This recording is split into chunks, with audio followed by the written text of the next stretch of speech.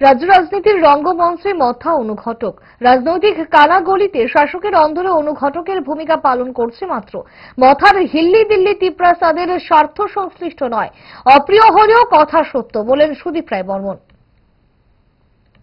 দেখুন, আমি একটা অপ্রিয় সত্য কথা বলবো। ত্রিপুরা মথা এখন বিজেপি অন্তর্কলহর মধ্যে নাক গলাচ্ছে। ত্রিপুরা মথা এখন যে রোলটা প্লে করছে সেটা হচ্ছে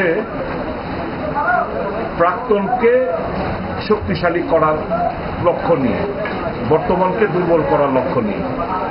কাজে ত্রিপ্রাসার স্বার্থ সংশ্লিষ্ট ব্যাপার নিয়ে তারা দিল্লিতে দরবার করছে আমি বিশ্বাস করি না।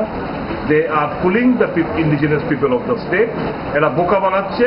আসল জিনিস হচ্ছে ত্রিপুরা মথা বিজেপির অন্তর্কলহের মধ্যে তারও একটা পার্ট এন্ড পার্সেল হয়ে যাচ্ছে।